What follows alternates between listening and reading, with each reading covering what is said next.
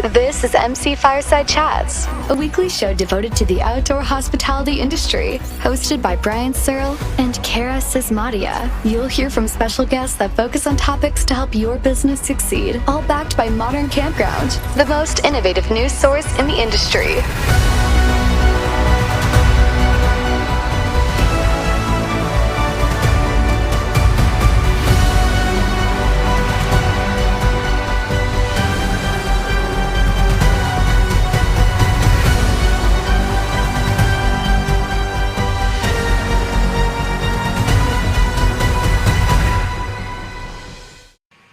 Good morning, everybody. Welcome to another episode of MC Fireside Chats. My name is Brian Searl with Insider Perks and Modern Campground, here as always with Cara Csizmadia from the Canadian Camping and RV Council and Mr. Darryle Busa, my Editor-in-Chief at Modern Campground. We're really excited to bring you another episode today. I got my amazing background behind me that I didn't try really hard for this week. I apologize. I'm even wearing a t-shirt because I'm literally going to leave and go on vacation right after this to Jasper National Park. So kind of excited about that. But we're really excited today to be talking about Outdoorsy. We've got Jennifer Young, who is the co-founder and chief marketing officer, and probably 27 other things that aren't on her bio for Outdoorsy. And we're going to just kind of do a deep dive into here and talk about how this ties into the campground and RV park industry, some of her vision, where Outdoorsy came from, all that kind of stuff. And so, Cara, where do we want to start? I think we should have Miss Young introduce herself, right? Is it Miss or Mrs.? Absolutely. Yeah, I was going to say an intro from Jen would be amazing. Well, I am, first of all, thanks guys for having me here. Really appreciate it. Cara, happy to see you again virtually is the way it goes of late. My name is Jennifer Young, and yes, I am one of the co-founders of Outdoorsy, and I am officially a Mrs. I am married to Jeff Cavins, and thank you for having us. I mean, we started Outdoorsy back in 2014 because we really wanted to live a life that was not trapped underneath fluorescent lights in office buildings and city centers. We both connected to and knew about the healing powers and benefits of time spent outdoors, like a simple little day trip to do a little wee hike, all the way to a full week-long, 2-week-long road trip across the country. It didn't matter how long or short the duration was. We always came back feeling more connected to ourselves, more connected to one another. Our clarity of thought was improved, and we felt healthier and stronger. So that was our goal and our mission. And when we started figuring out how do we wrap a business around that, we moved into launching Outdoorsy because it was the best way to get more people also able to access the outdoors. And how we do that is basically bringing the 18 million recreational vehicles, camper vans, SUV trucks with rooftop tents all online. So now through Outdoorsy.com, you can rent any of these. We're in 4,800 cities, and it's kind of as easy. It's kind of as easy as cash from an ATM machine. Just go online, search and find a vehicle in your neighborhood, and hit off for the day, whether it's lunch outside in a park or a road trip. Cool. Wow. Yeah, I love it.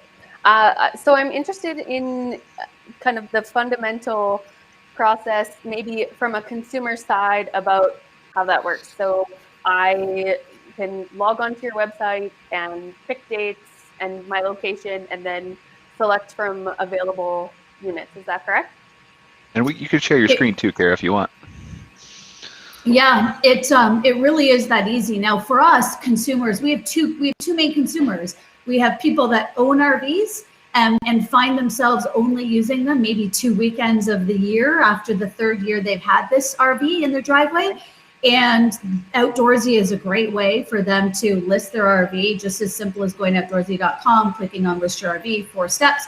We take you through the process, which essentially is write a description, upload photos, qualify for insurance. It's one of our key differentiators at the company level is we also have the full suite of insurance products for RV owners. And then you publish your listing and you'll start getting bookings within a week. You might make, $2,000 or $3,000, in your first couple of weeks listing. On the renter side, which is our other consumer, it's as easy as that, Cara. You basically just go shopping online. And not only do we help you find vehicles that are in your price point or have the right number of beds or seat belts for your kids or are pet friendly.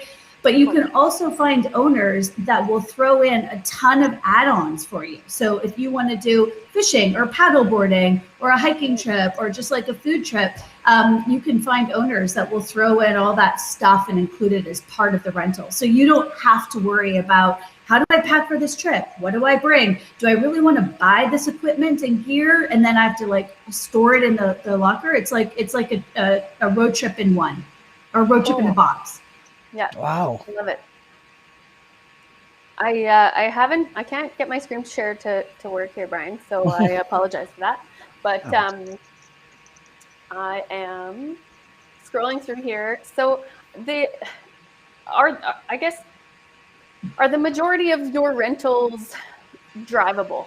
Are they, or are we, is there the ability to rent a fifth wheel and have it dropped off and things like that?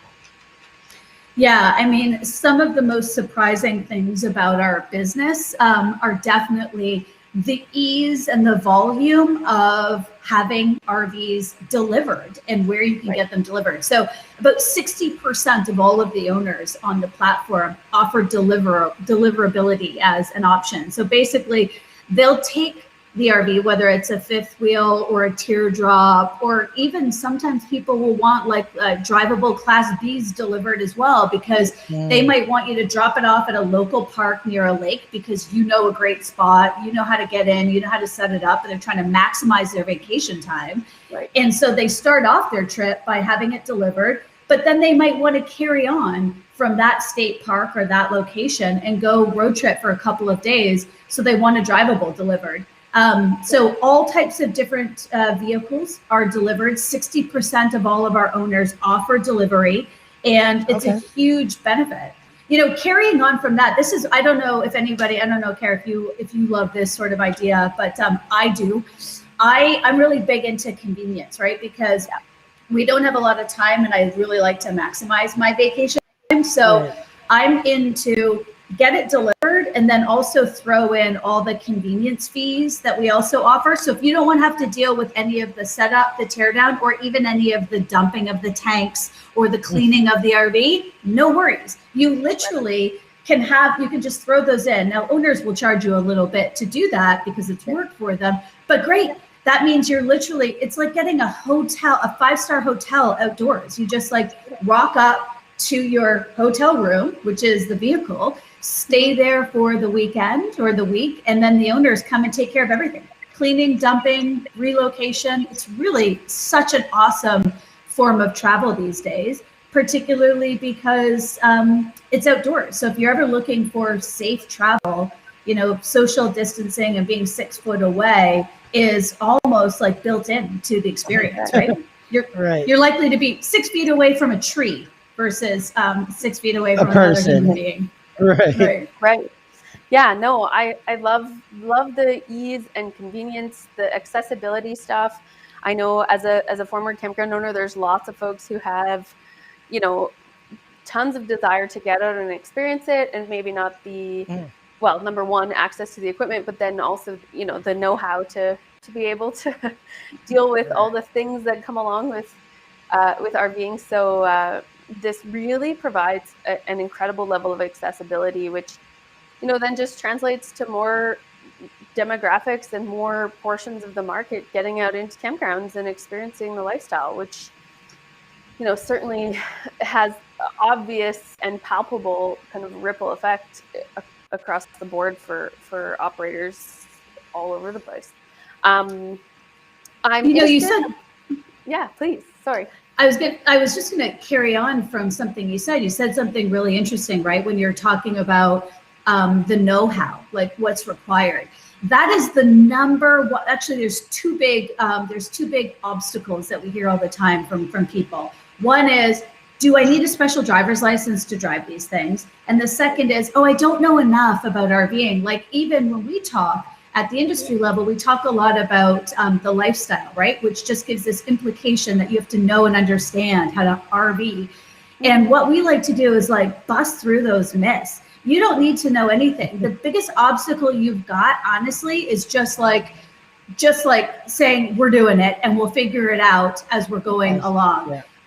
The driving, the delivery service is certainly one of the easiest ways that we recommend for people that have no know-how, right? 90% of the customers that came to Outdoorsy.com this summer through COVID were first-time users, had never tried an RV. And we said, look, it's really simple and straightforward. We'll give you all of the tips to do. One of them is get it delivered like to your nearest local park, and then maybe take it out and, take your last day driving around to familiarize yourself if you want, but just start small. But the biggest takeaway for me or the biggest message that I like to get out there is you don't need a special driver's license. You don't need the know-how. You don't have to be part of the lifestyle.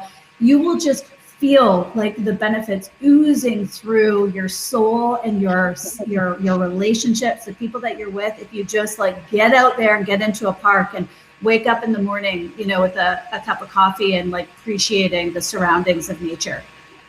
Yeah, I really think there's this kind of magical stuff that happens when you go camping that until you do, you don't know about it. So it's she makes it sound really good. It's almost like she does marketing for a living. Almost. Yeah, I completely agree with you. Like I said, as somebody who ran a campground prior, there was always this. I mean, I was doing that kind of pre-peer-to-peer market days, but always this kind of desire or need, I guess, to expand your potential customer base. And so this is such a fabulous way to do it. I love the ingenuity behind it.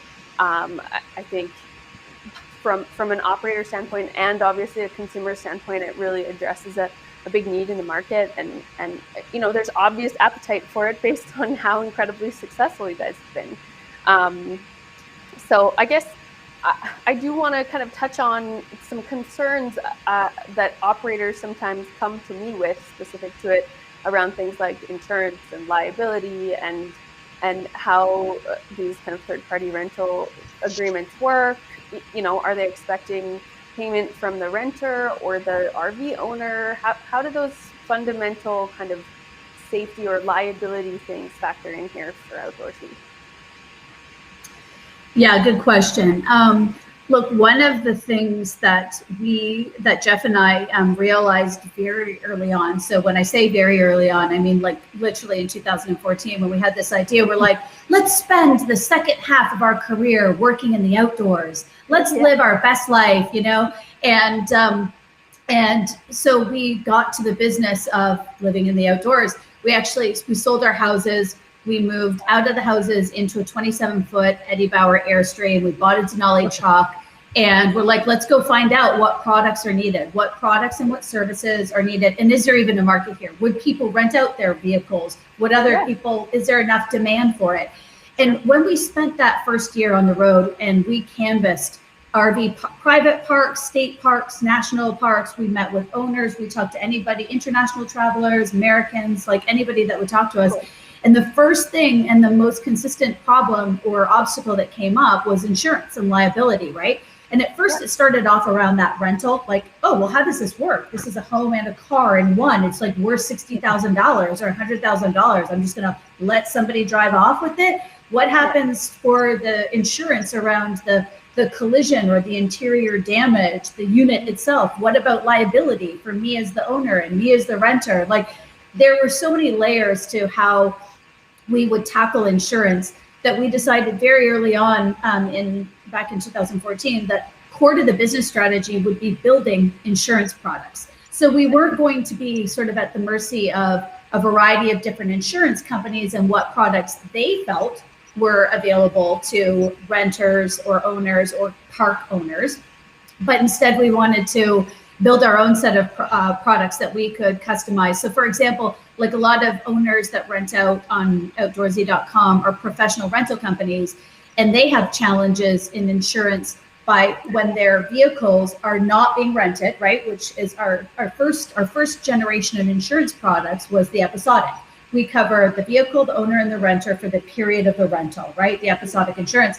But for these owners that had multiple vehicles and they were sitting on lots, they didn't have coverage for liability for off time and commercial use. So we built exclusions that are, we tackled the exclusions in the policies so that we could offer that coverage for these business owners. And we've continued on that path for building a greater suite of insurance products that are now looking at some of these new use cases around like campground owners. But right now, the coverage that we provide, Cara, covers the liability and the collision on both the owner and the renter side, whether it's in the campground or it's during the use on the road. Awesome. Again, the ingenuity stuff, just finding and creating solutions to hurdles is incredibly valuable, and I think a fundamental reason why Outdoorsy is so successful. It's been, I think, I do think that the perception is shifting, but I do think it's been interesting for operators to kind of start walking this road and feel confidence with it. But there's definitely, so many obvious benefits. I'm interested, I think you mentioned some corporate partnerships with KOAs and things like that. How do those specifically work, if you're allowed to share that proprietary? Yeah, absolutely. KOA has been a partner of Outdoorsy since the early days, a little bit later than the first year business, but it was one of those marquee brands that we identified going back to like just spending all that time on the road. We're like, God, like there is so much coverage from a KOA campground perspective that you can always feel safe, like wherever you are, whatever state you're traveling in, whether you're in, more of an urban center or full rural, like you're likely to find one of those awesome yellow and red signs along the highways and roads, right? I remember growing up in Canada, we had, was it the neighborhood friendly signs? You might remember this, Cara, the little sign that was in the neighborhood watch program that was in all of the households. And for me, KOA at a campground level is kind of like that. When you're right, parent. Just like that. Block parent. Thank you. That's what the program was. So we partnered up with KOA and we work with them pretty consistently in terms of how do we not just co-market and share information and benefits around discounted campground rates, or like when to book early and soon because bookings are filling up for high seasons. But we also work with each other on sharing insights on how can we do check-in and check-out more appropriately or more effectively. I'd say that's probably one of the biggest areas that we want to tackle looking at next year is how do we integrate more systems from our Outdoorsy community, either our RV owners or the renter itself, as they're coming in and out of the campgrounds, checking in and checking out, so that both parties are really clear on who the owner is of the vehicle. Going back to the points we were making around a lot of our customers are first time rental customers or first time users of the product. It will offer another added level of service that both brands can provide, which helps both the campground and us as the marketplace deliver a better, more confident solution that will make that customer want to return, and ideally work our way towards being seen as easy as a check-in or check-out or travel option as checking into a hotel or even a Vrbo or an Airbnb. That is the long-term vision and goal for us, because we do see our product being a very strong competitor to hotel and vacation rental properties. But where we are not matched or measured in their customer experience is in these areas of familiarity.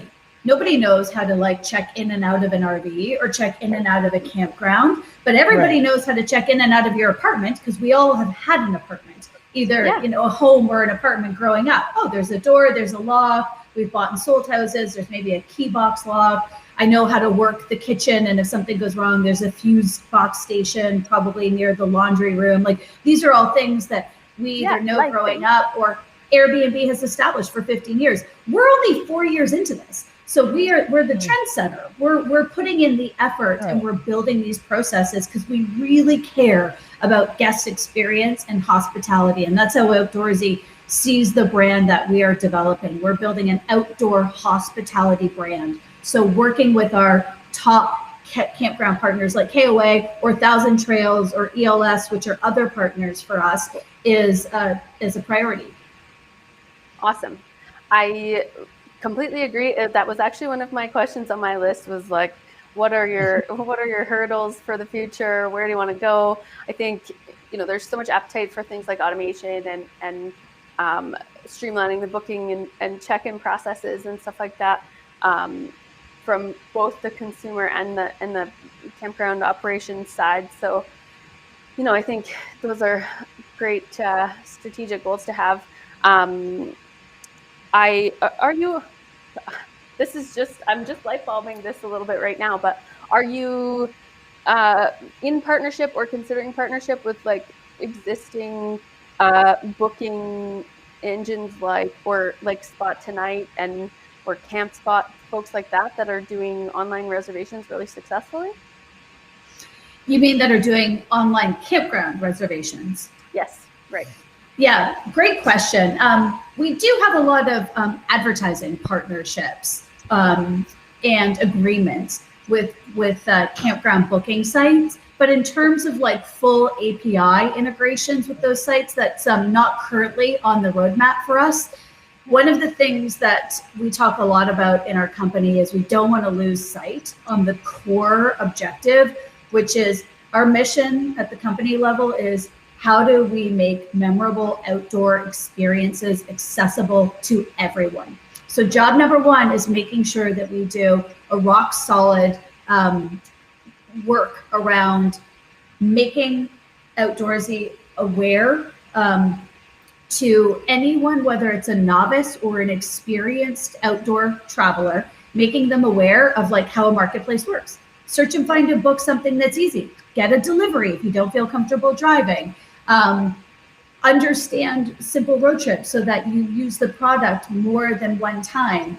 And if we can introduce them into the marketplace and funnel them through a really solid experience on how they can pick up and use and return a camper van, an RV, a truck camper, then that will drive sort of the repeat business that we're looking for. And we want to make sure that we don't miss on the objective of matching a renter with an owner. Like that is job number one. And then moving into how do we work through the whole campground booking life cycle, and whether that's through API integrations or whether that's through tighter promotions or programs or bringing them into the marketplace in our booking engine is stuff that we're working on. Cool. Right. And I understand you absolutely have to stick with your core mission as you're saying, but I feel like there's steps that are down the road, and maybe they're a couple years or longer, right?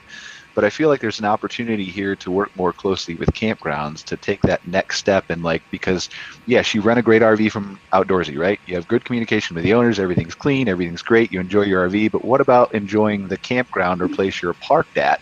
Because that inherently is going to have an impact on your perception of the whole experience, right? Yeah, that's such a good point you're making, Brian.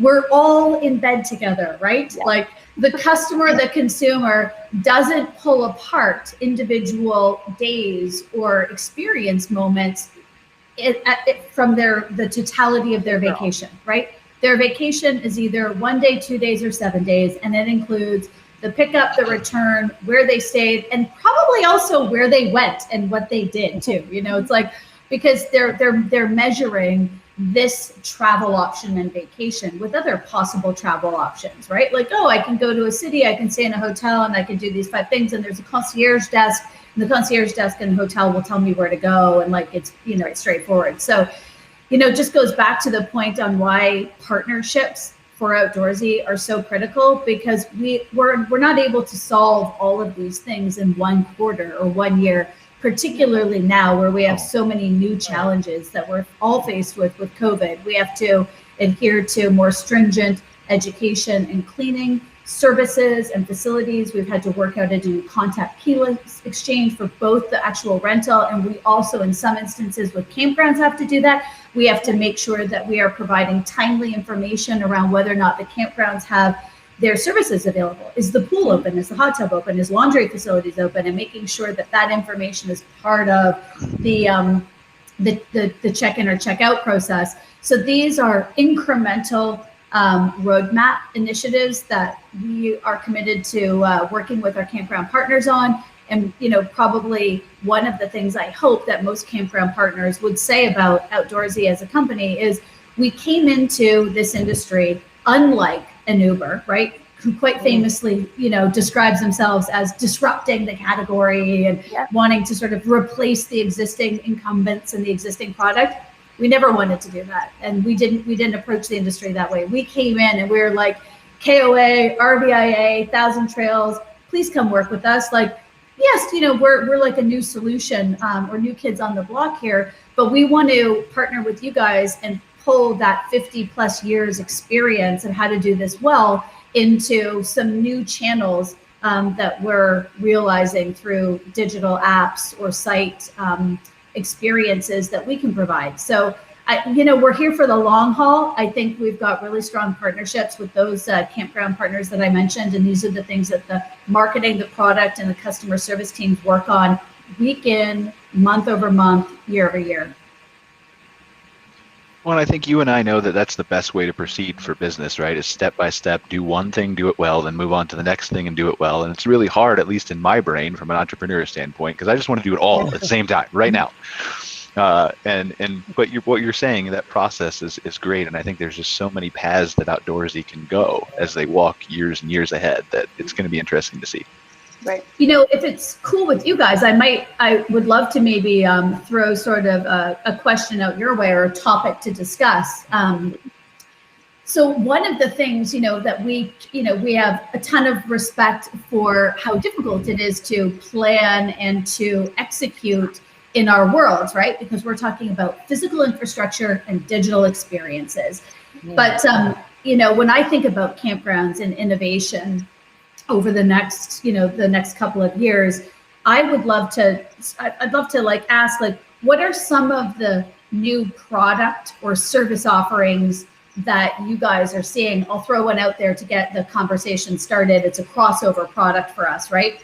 One of the areas that we want to work on is how do we, going back to the hotel concept, right? How do we work with campground owners and take a look at their utilization or their inventory and say, okay, if you have sites that are either not booked or are booked infrequently enough that we can offer a product where we say to all of our owners, look, if you don't really want to manage all the key exchanges, you don't want to go through the process of like multiple customers over time that you have to meet with and do an orientation and explain, then how do we work directly with campgrounds to say, look, we've got these owners that want to basically stick their product in your lot for the whole season, not for themselves to use, which I know is the product that campgrounds have today, but I mean truly for rental.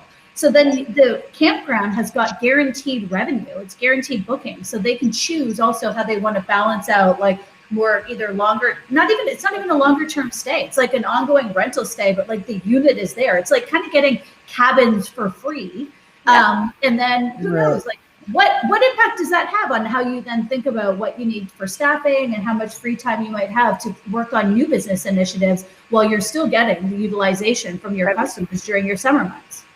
So I feel like I'm in the twilight zone because this is on my list too. I was going to ask you if you had any examples where parks are doing this yet.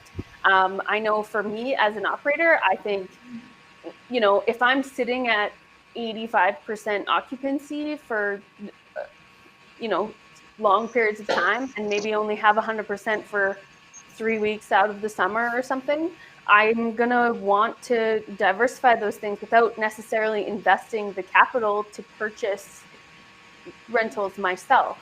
So this is where I can see this being an incredible partnership between Outdoorsy and then that facilitation with individuals who own the equipment.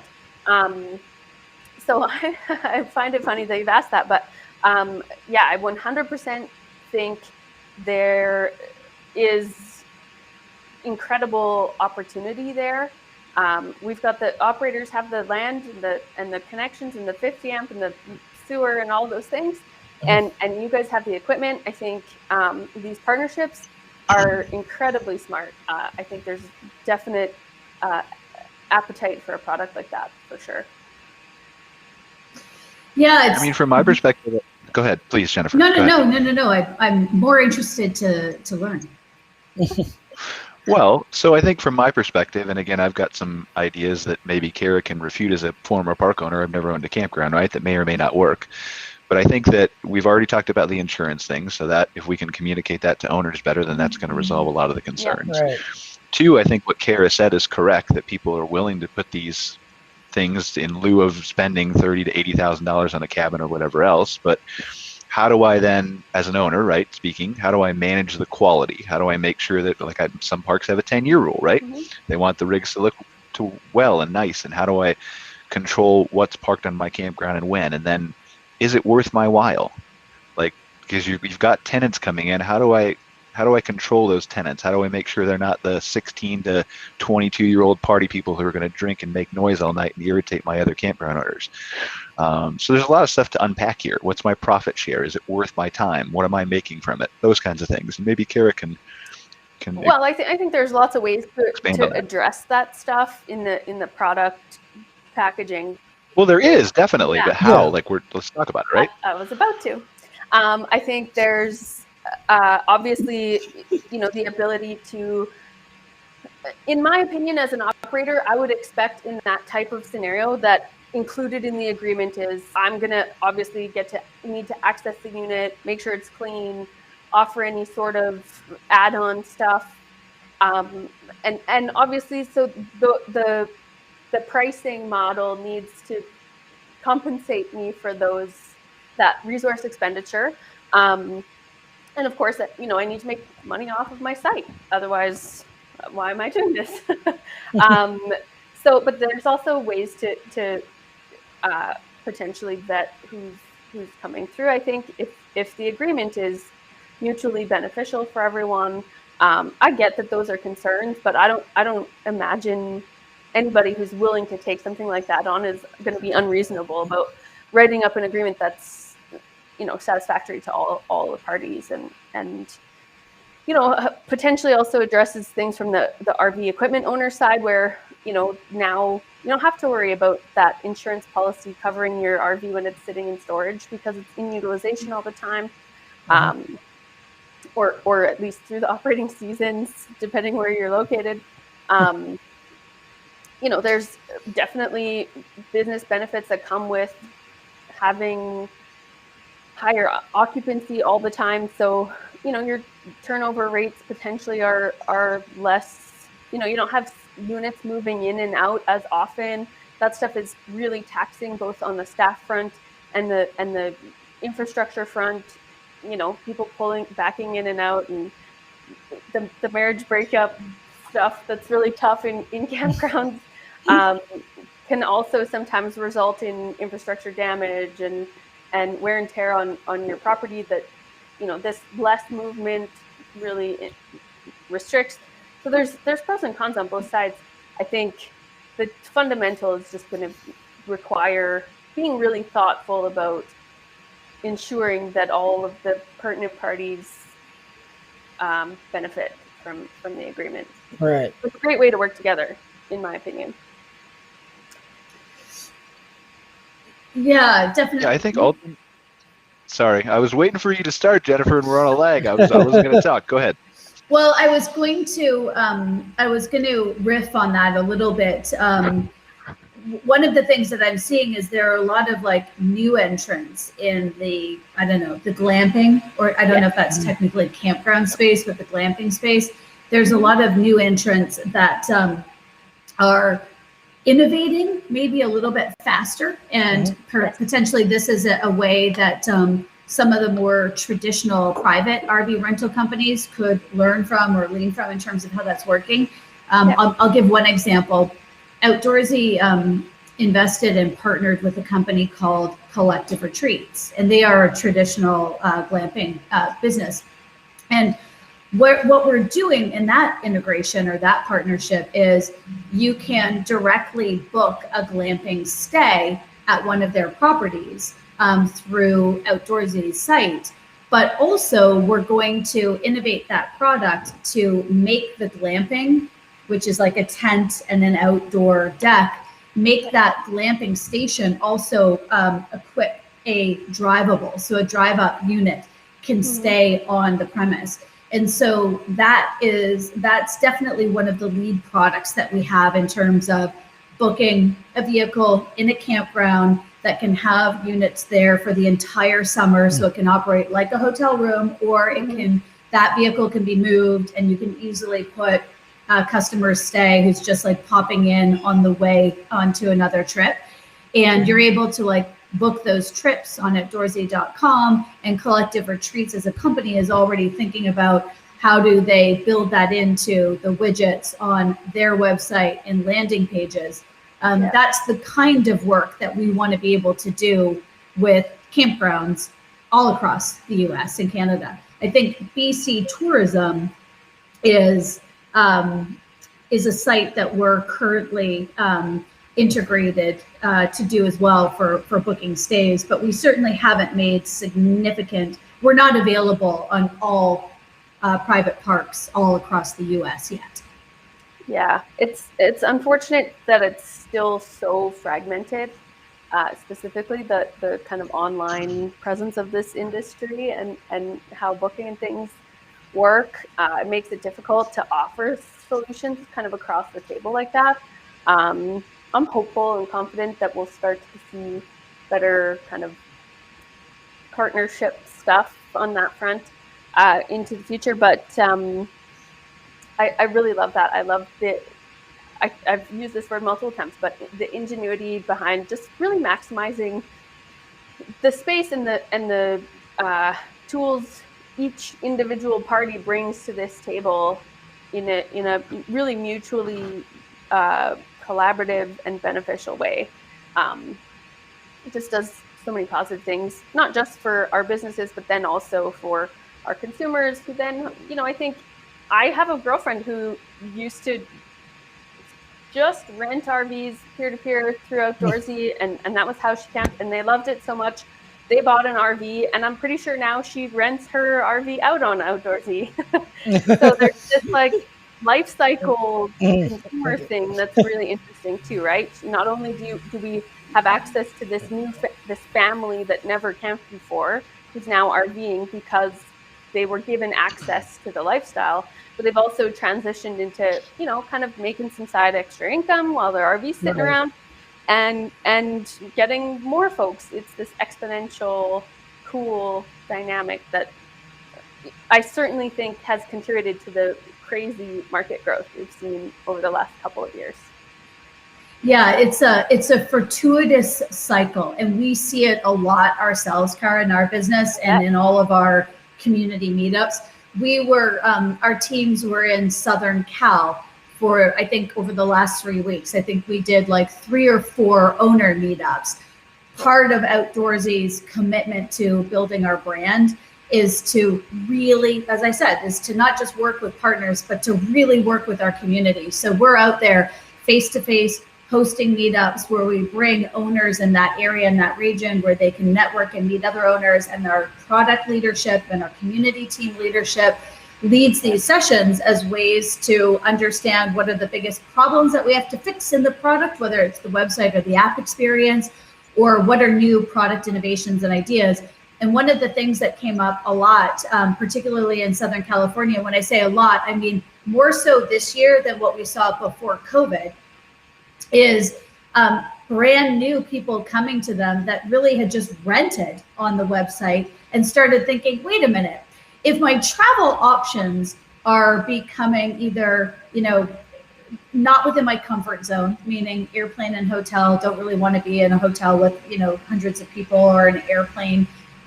If my travel options are becoming limited, I'm starting to think about spending more time outdoors in a quality way, whether it's a short trip, a day trip, or a week-long trip. And so now they've rented once and they're thinking, maybe I'll like buy a vehicle myself so that I can use it when I want to, not pay for that, and then figure out how I could do a couple of rentals, even if I don't want to commit to trying to like scale a little small business. And so they're there trying to figure out how to at least monetize the unit they bought. I don't have the exact shipment numbers, but I think it was, I know it was double-digit shipment growth, right? And so what we know is going to happen is that those owners, buying a recreational vehicle is probably the second most expensive purchase that they'll make within their household or their lives, second to mortgage. And their loan payments are probably around $600 a month. And when that starts to set in and they realize that life is still as demanding as it always was, you don't have a lot of time to use these things and to go out, that by year 3 or 2 or 3, they'll realize, wait a minute, I thought that I was going to use this like every weekend, and actually I'm not. So that realization is setting in, and Outdoorsy is just a perfect solution, right? It goes back to like, we serve 2 main customers, the owner and the renter, but now there is this like consumer that is starting to dabble in with a little bit both. And I think a lot of that has been brought on for sure by, how the landscape of our travel choices is just changing so rapidly. And also how the world is just going back to a simpler life. I think that's one of the macro themes in the world today, that people are realizing there's a lot of chaos, and where we can realize more calm or happiness in our world is going back to simple things in life, and things like family togetherness, basic meals, fewer items, and obviously what Outdoorsy and what parks and campgrounds provide is the doorway to those options. Absolutely agree. I think there's so much, potential for, well, obviously, like I mentioned already, there's been huge impact on the market already, but I think there's a ton of potential for the kind of fundamental model that Outdoorsy works on to really continue to impact our industry, and like you said, people book trips and take them, and how long they're gone for, and all of those things is a huge shift, and I love to see it.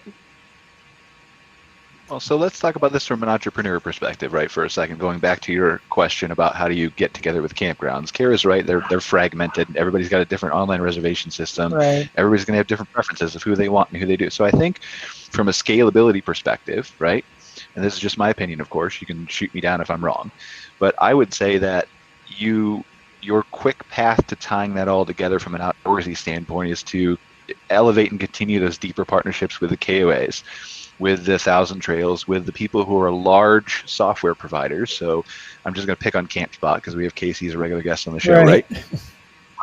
But to be able to integrate those with APIs into your booking system, to where maybe if I'm a KOA owner, I'm going to go into eCamp and I'm going to say, like, I'm going to tick a box that says, yes, I want my whatever rentals pushed to Outdoorsy, or I want my campground pushed to Outdoorsy, and then that unlocks a whole series of preferences that says, okay, well, what do you want from Outdoorsy? Well, only guests between these ages. I want them to have this insurance. I want them to know that my quiet time is this period or whatever. And then that pushes to Outdoorsy, and then from a consumer standpoint, when they're reserving, they're looking at reserving a vehicle in Phoenix, Arizona, right? And it's just going to spit out, like, here's a list of campgrounds in Phoenix, Arizona that are participating from Outdoorsy, and these are KOA, and these are CampSpot, and these are 1,000 Trails, and whatever. And then you can filter that by, like, what it automatically maybe filters it based on the age range of the camper who's trying to register, right? And that's your quick way to scale. And like, it's convenience. You know that, Jennifer. If you can make something more convenient for somebody, they'll do it all day, every day. Yeah, absolutely. And one of the big initiatives in driving ease of use and convenience is being relevant and being excellent on mobile. And Outdoorsy is leading the way in terms of mobile app, and our mobile experience is perfect, not just for the before trip or the booking of the vehicle, but also on trip. So as you guys know, like, many things can go wrong on an RV trip, and I always like to talk about like embracing that. I don't like to be the brand that tries to come across as picture perfect, whether it's in our social or whether it is the way that our customer service agents talk to our customers, or even the way that we think about our business. The part of the beauty of this product and the experience, the travel experience, is there's mishaps along the way and problems. Sure. And yes, the family, the couple, or the person complains about it, and your patients are going through the roof and you're annoyed and it's, a difficult thing. But more times than not, it ends up being the story that gets told around the kitchen table or the dining room table for 20 years. And it's seriously, if we don't have our memories and our stories from our family as some of the best moments, what do we have? Sorry, my little Siri, I guess, thought I was talking to her. I hope you guys can still hear me. But going back to the point of ease and convenience, that's why we tackle staying ahead in mobile and making sure that we have 24/7 customer service agents. It's why we have an in-house claims department. I think I talked a little bit about that before. We don't just outsource our insurance or claims management or even the build of the products to other third-party insurance companies. We build those products ourselves, and we make sure that we have agents that respond and maintain and resolve issues on both the owner and the renter side, like customer service and being available through all of the life cycle of the journey, the pre-booking, the booking, the key exchange, the post-trip, is the customer life cycle and the needs of the customer that we spend most of our time working on. Okay. I mean, I just need convenience on steroids here, right? So here's what I need. I need like a fleet of corporate-owned Outdoorsy premium, like they're the best RVs you can get, right? I need to go to Outdoorsy. I need to choose my campground, choose my rental, and then I need to have it self-drive itself to my driveway and pick me up. And then if there are any mishaps or any problems along the way, if there's a maintenance issue or whatever, automatically, like Rosie from the Jetsons comes out of a little pod inside the RV and just fixes everything magically for me and then goes away, and I don't have to worry about it. So I don't know how close that is on the roadmap, maybe a year out. But. Yeah, I think. Let's see if I can pick you guys back up again. Uh-oh. Oh, no.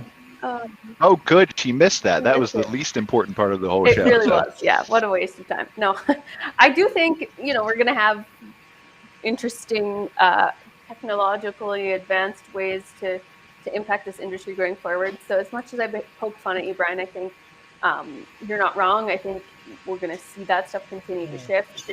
I do really, I mean, maybe my dreams are a little more grounded than yours, but I can foresee, as somebody who used to operate a campground, a fundamental kind of easy, simplistic business model where you just kind of allow Outdoorsy or a peer-to-peer provider like this to really handle most of the logistical stuff for you, and you just have the sites there, and there's ways to partner up that could translate into a really interesting business model. So, well, that's the thing. Like we're talking, like the maintenance thing, obviously, is sky high, right? I love it.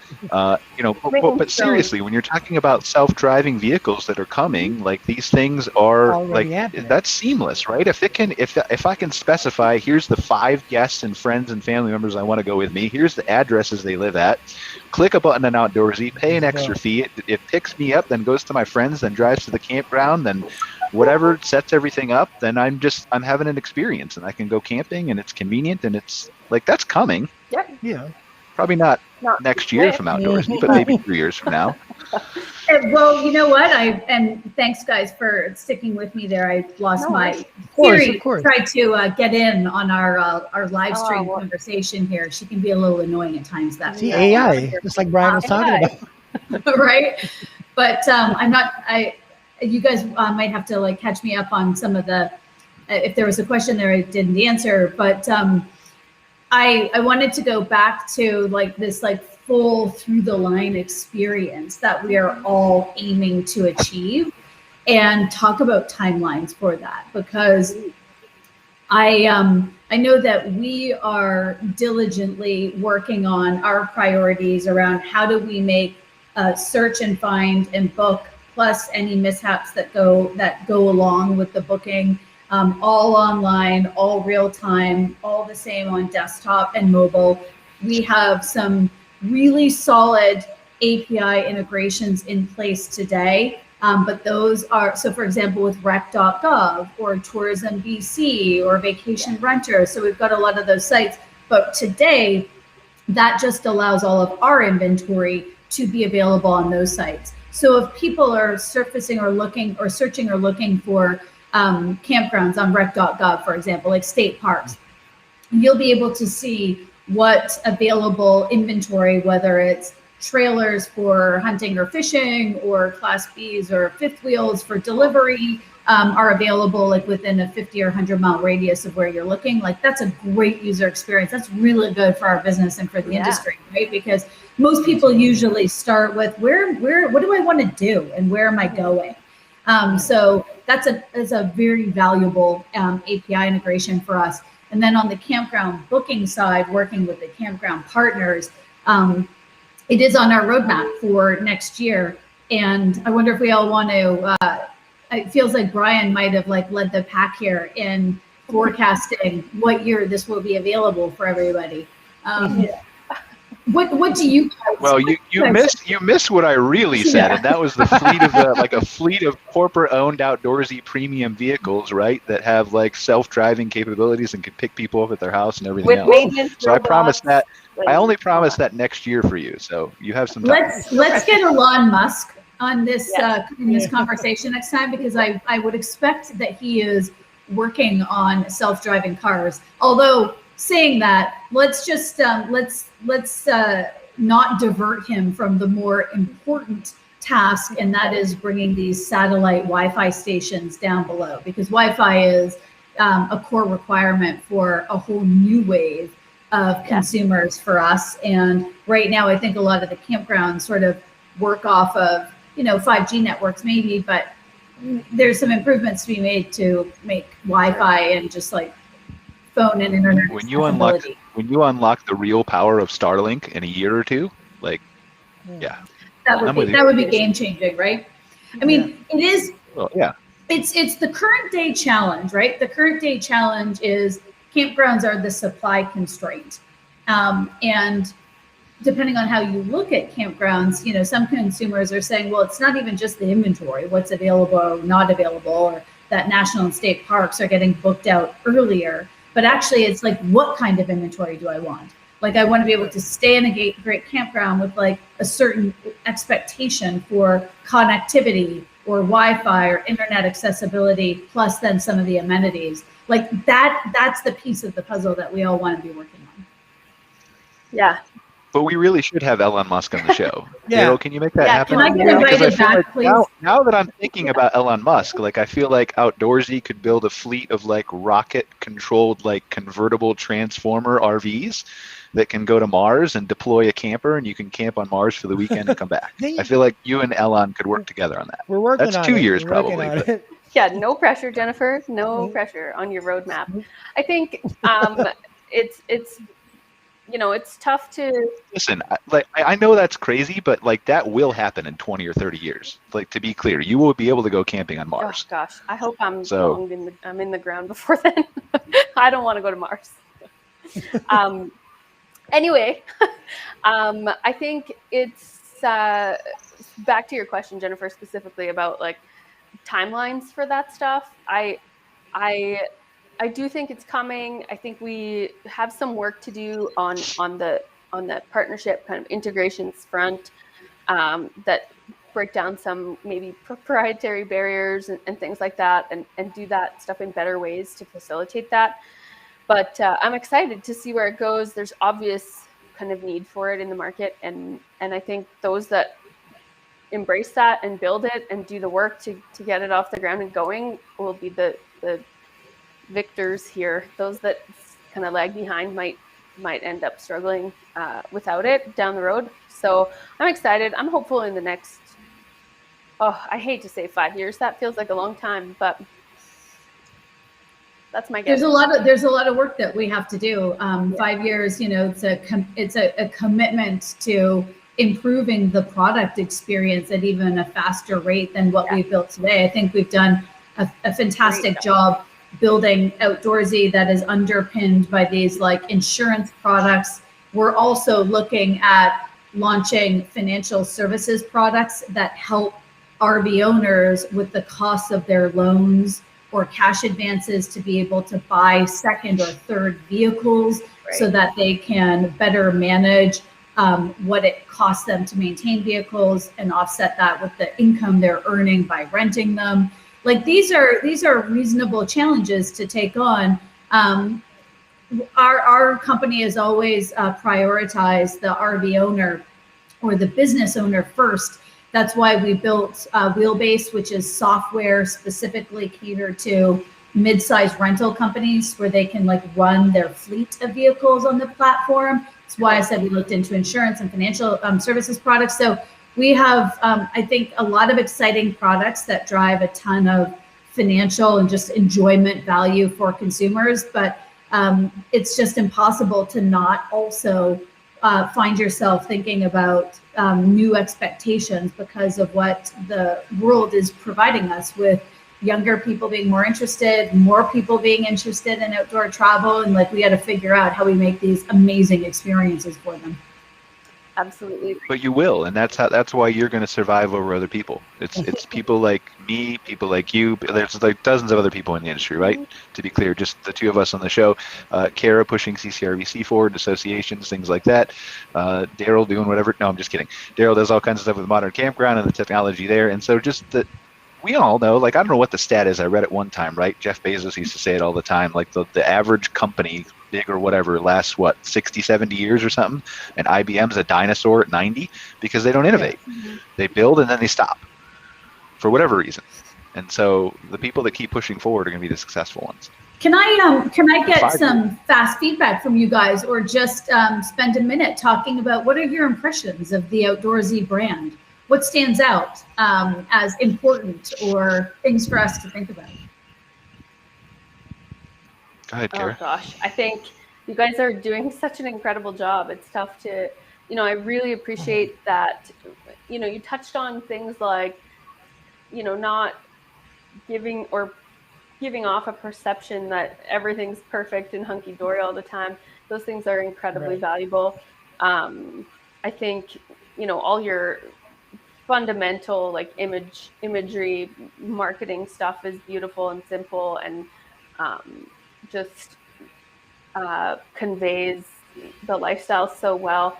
I really think the biggest kind of hurdle is that working to defragment the online kind of digital automation stuff, which obviously isn't all on your shoulders. There's lots of working cogs in that machine that are going to have to kind of function together. I think fundamentals like breaking down perceptions maybe with campground owners and things like that are really vital to expanding, because you can expect then, as you've demonstrated this level of integrity and trust and innovative ability to provide products that solve their problems. I think campground owners are getting more and more receptive to this shift in the market. So you're already addressing a lot of those issues. I think, continuing down that road is going to be valuable just to keep access to more and more site inventory. I mean, they've got spots sitting empty sometimes. Let's fill them. And I think this is a great way to be able to do that. So I feel like that's probably my biggest, between the defragmentation of the booking online stuff and the close partnerships with campgrounds, which, sounds like you're already addressing. I think you guys are doing great work. Thank you for the feedback. I value you guys as contributors to like what areas that we're doing well, or what areas that we should spend more time working on. Well, everything is a convenience aspect, right? And Right. we've talked about from the guest perspective how you can close that loop with campgrounds, right? But it's also from a campground owner perspective a convenience. So like Cara briefly touched on, Right. there's so many companies that come in and try to disrupt the industry that disappear after a year because they either try too hard or don't know what they're doing or overshoot whatever they're doing. Like, it's clear Outdoorsy's here to stay. Right. You're already solidified your consumer base, and now if you can build that trust with the campground owners where they believe that the Outdoorsy platform, through its whatever we talked about from the consumer side, is going to make things easier on them, on their lives, make them be able to manage less sites or clean less RVs or do whatever, and make more revenue from it, then that's going to slowly close that loop, and it's going to make it more convenient Right. for them to work with Outdoorsy too. It also expands their customer base market beyond Because of- just RV owners.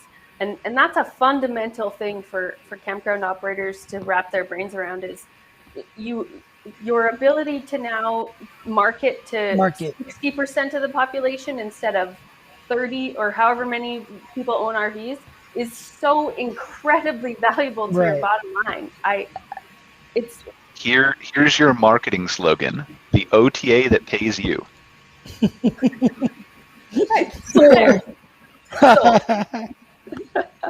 Yeah, no, I think campgrounds are seeing this stuff. It's apparent, by how successful Outdoorsy's been, that obviously there's willingness to have their rental units in properties around the continent. So I think that's only going to continue to grow. And Outdoorsy's doing a great job demonstrating incredible reputation and great innovative problem-solving skills that address all this stuff. There's great opportunities here, I think, for product partnership, and I'm really excited to see where it's going to go. And as we covered before, it's just guarding your reputation, right? You're doing things the right way. We talked about briefly, step by step, do one thing well and then move on to the next thing. And if you continue to do that, you're going to continue to guard that reputation, and you're going to continue to build it, and everybody's going to trust you more. Correct. Absolutely agree. I love to imagine a world truly where people just have more time spent outdoors, or at least are not hindered or feeling like the outdoors isn't available to them because they don't have expert level skills in a certain outdoor activity. Yeah. It's just so good for family relationships, for just clarity of your own mind and thoughts. And I think it helps us all help each other be nicer, be calmer, reset, focus on the fundamentals of life that make communities and society stronger. Anything that Outdoorsy can do to get more people believing that it's easy and it's straightforward, and we continue to improve on that experience is, why we get up every day and build better product. Amazing. Yeah. Absolutely. All right, that would have been the perfect end for the show, but I have to add one more thing. I just have to ask this for Darryl's sake, right? Because Darryl's in the Philippines, which is how many islands, Darryl? 700 plus. 700 plus. So maybe this is 3 years down the road for Outdoorsy's roadmap, but we need some kind of helicopter RV that can bring camping to the Philippines for Darryl. I don't know if Jennifer's the person for that task. Yeah. Well, we've already discussed how she's gonna build the corporate RV fleet that's autonomous and has Rosie come out and clean it and fix things. We're just really. I'm promising things for you. I apologize, Jennifer, but filling up the task here. Well, I mean, listen. Outdoorsy is a global marketplace. Right. I know that we all are questioning, what does global travel look like and how do we define it these days?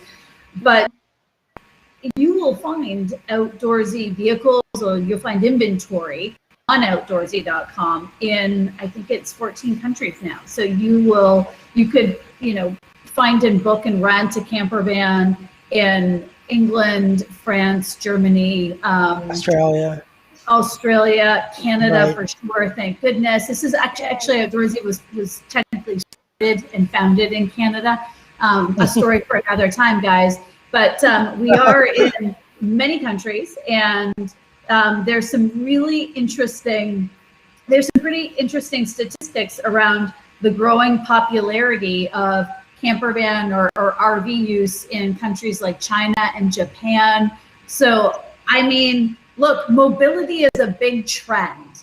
And I think we'll find it's a more exciting view on how we think about mobility and just RV travel versus what typically is described today in the US, right? We talk a lot about the RV lifestyle, which usually denotes or means like retirees that move into an RV and now like live in the RV full time or most of the year. That's what we think of this definition of RV lifestyle. And what I'm trying to promote, or what our company is trying to build, is actually more of a, one-off regular use for thinking about these vehicles in different ways, whether it's like, living in the RV for 3 months of the year because you're doing a sabbatical, whether you're thinking about a new way to work and live, i.e. you have a house, but like you're gonna maybe visiting customers or traveling in your region and your ability to have Wi-Fi and work remotely because your company is now allowing it is another use. Think more broadly outside of the core stereotypes allows us to think for use in travel in other countries as well. I've got best friends that still live in Perth and Melbourne, and I've got friends that live in England. And when I go over to visit them, why wouldn't I also consider a road trip to tour around New Zealand or to, go to the Cotswolds in England? We were just in New York on some business, and my girlfriend was having her 50th birthday party. So we rented it was a conversion van. Next time we'll rent probably something a little bit nicer because it's real hot in New York in the summertime. Yeah. Like you go for a work trip and then you're like, hey, I'll just like pop down the road and I'll pick up a vehicle there because you know that these things are options. So I think the world is going to think about mobility differently, and we will start to tear down some of the stereotypes of the American RV lifestyle and road travel and picking up vehicles in different. Yeah. Well, and that's the point. Like, this is the reason I bring up these things for conversation, not because they're realistic or because I'm actually serious about creating flying RVs in 3 years, right? But it prompts that discussion of, like, there is a global growing audience, and we're seeing this through Modern Campground, where, like, Darryle can speak to, like, we have trouble finding camping and RV articles from Africa or South America, but there is, like, Mark Kep's got a Facebook group. He's a regular guest on the show. Like, we had somebody talk about their campground and ask questions in the group and in Argentina, Patagonia. And so this is growing everywhere. And so, if we, like Jennifer said, if we can think outside the box, and of course this isn't helicopters and stuff like that, right? But imagine like an island in the Philippines that's devoted to camping, like the whole island is a campground, and maybe it's a fleet of Outdoorsy rentals there, right? That people get to by boat from all 699 other Philippine islands. Like, I mean, just think outside the box of ways you can bring this global camping experience to people, and it's going to change so many lives. This requires awareness, right? Like, it's amazing. We all think that most people kind of know, but I always have to remind myself, I wasn't into the RV lifestyle before starting this company. What drove my interest was, how do I not spend the next 20 years of my life working under fluorescent lights in an office building? And so I dug into it and we found our way. So it's like, whatever we can do to, I don't mean to sound very, self-promotional here, but I do think Outdoorsy provides a great service. So it's like, hey, you don't have to be into the lifestyle. You don't have to buy one and risk the 60 grand. You don't have to like use it all the time. You could try it once and never use it again for a couple of years. There's lots of options, but check out the site, connect with an owner, give it a go, even if it's a delivery for a weekend. Awareness is key. Totally agree. Well, and the other thing too, like Cara, from a campground owner perspective, right? You're buying cabins. We talked about saving money buying cabins, but what if you just buy your own fleet of RVs and then put them all on Outdoorsy? That's what I'm saying. That's a great business model, in my opinion. Put them all on Outdoorsy. I don't got to do any advertising. I don't need a website to sort through reservations and do all of that. It's right there. Stuff. Yeah. Wait a minute. You still need a website. I'm the marketing guy over here. You still need a website. I mean a website with a booking engine built in. I know all what you mean. that I'm shit. just Oh, sorry. Outdoorsy really just would solve those fundamental kind of problems and streamline a lot of that stuff. There's no. It's the ability to step outside the box, I think, is incredibly valuable, and maybe wasn't available to us 5 or 10 years ago. But utilizing the tools that exist now, like Outdoorsy, I mean, it's a no-brainer to me. If I could buy some property and wanted to run another campground, I absolutely would consider it. Mm.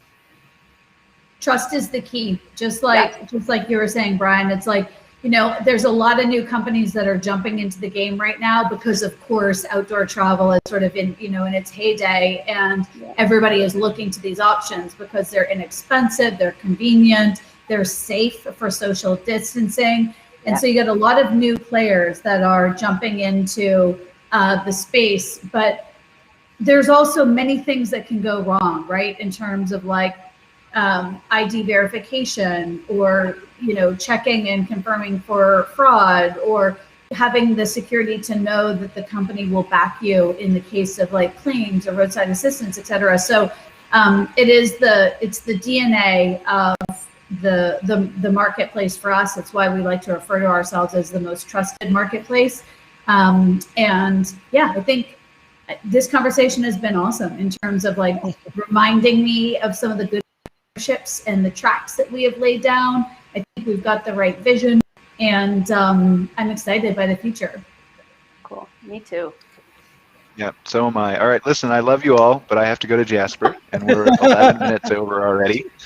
So thank you, Jennifer. Really appreciate you joining us. Looking forward to continuing a conversation. Hopefully, maybe we can have you on a future show to maybe update us on what Outdoorsy is doing, some of the progress of this stuff. Darryle, Cara, thank you as always for joining us. Just a reminder, this video/audio will be available as a podcast on all the major platforms shortly thereafter. I'm going to try to do it before I leave here. Spotify, Apple, Google Podcasts, all those kinds of places. You can watch it at mcfiresidechats.com or any of the Facebook pages that we have access to.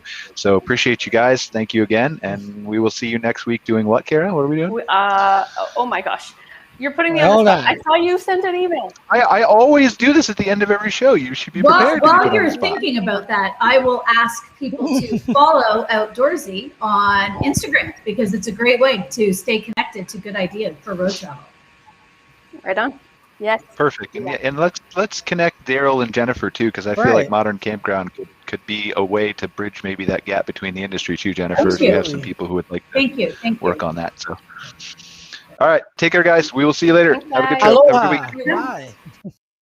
Thanks for watching this episode of MC Fireside Chats, hosted by Brian Searl and Cara Csizmadia. Have a suggestion for a future show, or want to see your campground or company as part of an episode?